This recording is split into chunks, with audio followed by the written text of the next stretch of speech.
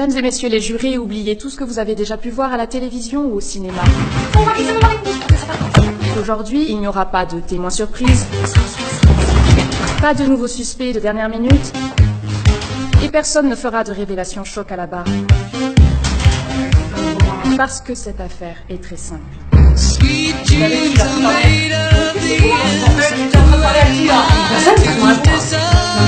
Margaret Everton, épouse de Mark Everton ici présent, a été assassinée.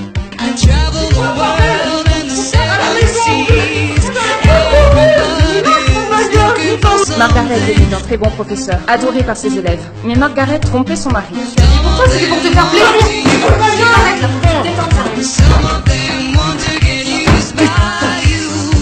Un soir, Mark l'a découvert. Il est devenu fou de rage, littéralement. La voisine, agacée par ce tapage nocturne, a appelé la police. Je vais appeler la police! Mes voisins, ils font du bruit tous les soirs. J'ai mal à la tête. Faut vraiment que vous veniez là tout de suite. Et quand le policier est arrivé sur les lieux, il a trouvé Margaret morte.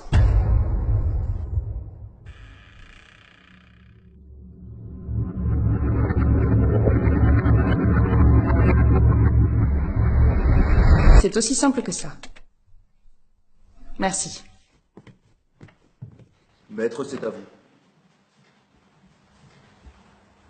Maître, c'est à vous. Maître!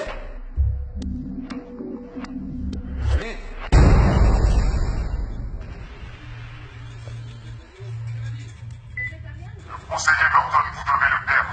Votre client Mark Everton doit être reconnu coupable. Si vous gagnez le procès, s'il est acquitté, je vous jure que je vous mettrai une balle dans la tête. C'est compris? La vitesse de propagation, Marie. C'est compris? Je suis aveugle, je ne suis pas sourd.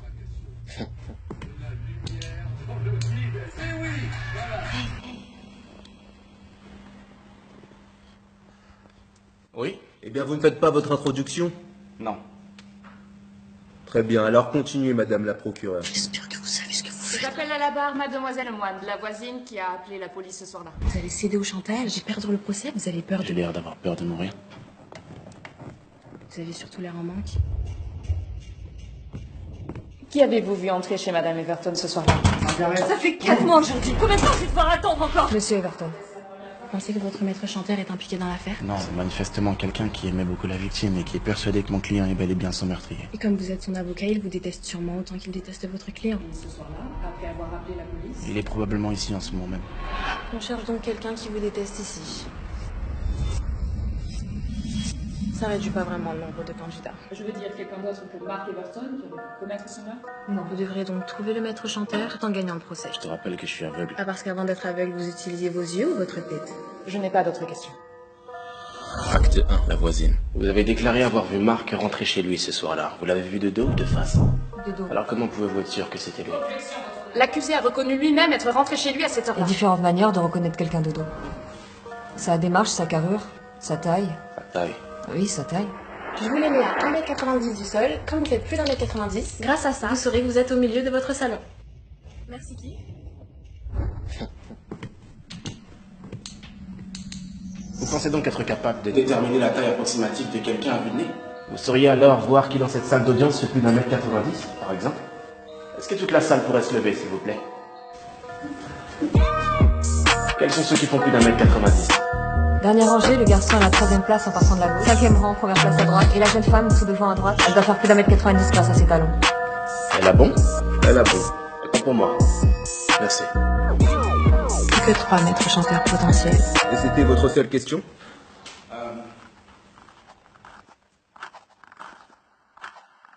Vous avez surtout l'air en manque. Pourquoi est-ce que vous vous droguez, vous? Je reformule. Est-ce que vous vous droguez? Qu'est-ce que ça vient faire dans ce procès? S'assurer de la crédibilité du témoin. Objection rejetée. Répondez à la question, s'il vous plaît. Pas souvent. Vous êtes-vous drogué ce soir-là?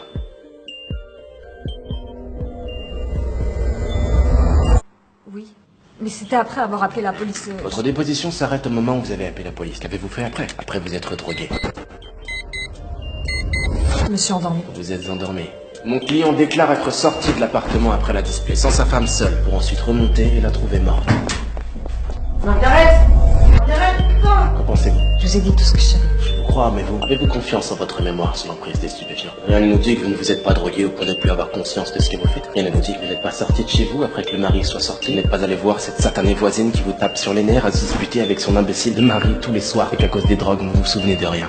Vous pouvez faire moins de bruit, s'il vous plaît. J'ai mal à la tête. J'ai appelé la police. Peut-être que dans votre état second, vous n'avez pas aimé le ton de cette satanée voisine. Je suis fatiguée. Retourne ma voix au calme. Alors avant que le mari ne revienne, vous êtes rentré chez vous, mais après l'avoir poignardé. Objection, votre honneur. Spéculation. Contentez-vous de poser vos questions, maître. Je vous rappelle que vous êtes sous serment, mademoiselle Lemoine. Alors êtes-vous sûre et certaine que vous vous souvenez vous êtes endormi après vous être drogué ce soir-là? Oui. Je crois. Je n'ai plus de questions. Le dernier rang, 3e place à gauche, 5e rang, 1re place à droite, une femme devant à droite. Oui, c'est l'un des trois. Acte 2, la meilleure amie. Vous étiez l'amie de Margaret, c'est bien ça? Oui, Maggie était ma meilleure amie. Comment caractériseriez-vous sa relation avec Mark? Normal, c'était une relation normale. N'avez-vous jamais été témoin de disputes? Si, comme tous les couples. De disputes particulièrement violentes? Je sais pas ce que vous essayez de me faire dire, c'était juste un couple normal, avec des hauts, des bas. Et Maggie devait vraiment être contente d'avoir Mark. Mark est aussi l'un de vos meilleurs amis. Oui, il est devenu. Donc vous le couvrez. Objection? Spéculation? Contentez-vous de poser vos questions. Retenu, mais cessez votre cinéma, maître. Pourriez-vous décrire Mark dans sa relation avec Margaret en quelques mots, s'il vous plaît? Oui, Mark était quelqu'un de gentil, patient avec Maggie, intelligent et... Pardon. Dans le téléphone de la victime, on m'a rapporté que Margaret s'amusait à mettre des émojis à côté du nom de ses amis dans son répertoire. Est-ce que vous faisiez pareil? Oui. Quel est l'émoji à côté du nom de Mark dans votre téléphone? Un cœur, je crois. Un cœur. Quelle couleur est ce cœur? Rouge. Depuis combien de temps vous êtes amoureuse de Mark? Vous l'avez qualifié de gentil, patient, intelligent. Ceci est faux, j'ai rarement eu l'occasion de défendre quelqu'un d'aussi bête et détestable que cet homme. Vous êtes illusionné et ça ne peut qu'être par l'amour, alors.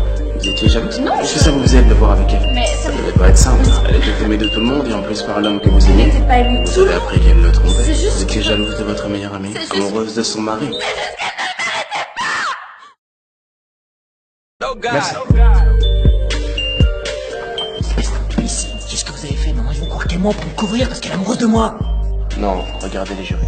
Ce qu'ils vont voir, c'est la jalousie dans les yeux de cette femme qui n'a pas l'air très triste d'avoir perdu sa meilleure amie. Je leur ai donné de quoi imaginer, de quoi ébranler leur certitude. Ils vont imaginer cette femme rendre visite à sa meilleure amie. Et ils vont imaginer se disputer avec elle après que vous soyez sortis de l'appartement à propos de vous, de son infidélité, peu importe. Ils imagineront cette femme poignarder sa meilleure amie de sang-froid, par jalousie.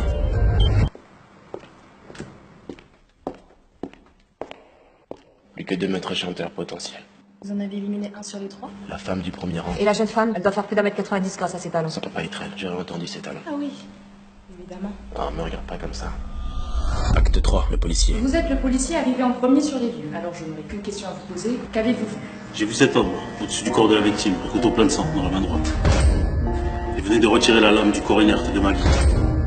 Sur la droite, dans sa poitrine. Je n'ai pas d'autre question.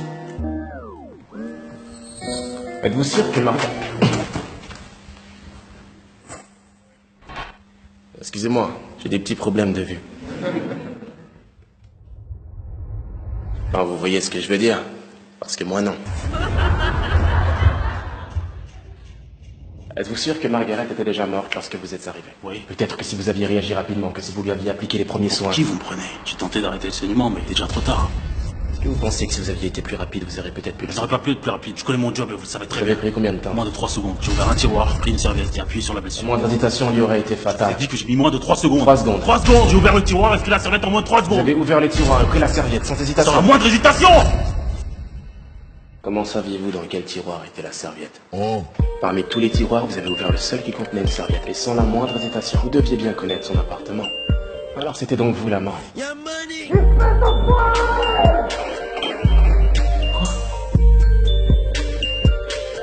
Ça m'a étonné quand vous avez appelé la victime Maggie. Du corps inerte de Maggie.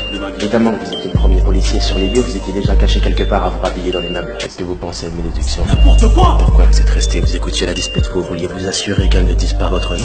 Je comprends, il en va de votre réputation, de votre boulot. Vous dites n'importe quoi! Vous aurez balancé tôt ou tard pour sauver son couple, et vous le saviez alors. Avez-vous attendu que le mari sorte pour y retourner et faire taire Margaret à tout jamais? Si vous continuez à dire n'importe quoi!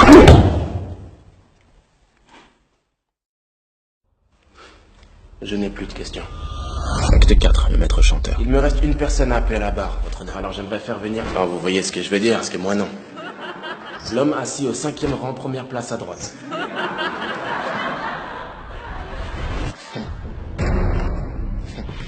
À droite. Vous êtes l'un des étudiants de la victime, n'est-ce pas? Elle s'appelle Margaret Everton. Qu'est-ce que vous attendez de ce procès? Margaret Everton défendait son meurtrier pour l'argent. Mon client n'a pas été déclaré Tout coupable. ce cinéma pour embrouiller tout le monde alors que vous savez très bien qu'il a assassiné Madame Everton. Vous ne perdez rien pour attendre.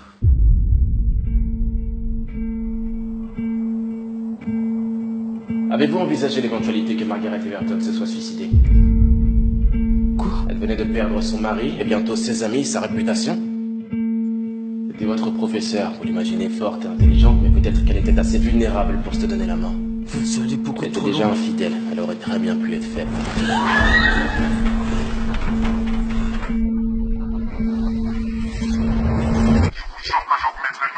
Vous êtes une pourriture. Vous cherchez à manipuler tout le monde. Jamais elle aurait fait une chose pareille. J'ai l'air d'avoir peur de mourir. Vous ne la connaissez pas. Elle ne faisait pas que de nous apprendre la biologie. Ce sale enfoiré l'a assassiné. Je te rappelle que je suis aveugle. Et vous êtes le chien qui fait tout pour lui faire échapper à la prison. Vous méritez de payer. Ah, parce qu'avant d'être aveugle, vous utilisiez vos yeux ou votre tête? Quelle est la vitesse de propagation, Marie? La lumière. La lumière. La vitesse de propagation. De la lumière dans le vide. Eh oui, voilà. La lumière. Quoi? Vous connaissez peut-être l'allégorie de la caverne? Platon imagine que nous sommes prisonniers dans une caverne. Elle symbolise l'ignorance. Dans celle-ci, il y a ceux qui s'y complaisent et ceux qui désirent en sortir pour voir la lumière, qui symbolise la vérité. Peut-être que c'est mon client qui a tué Margaret, mais le croire et le savoir sont deux choses différentes alors. Dites-moi, êtes-vous sorti de la caverne?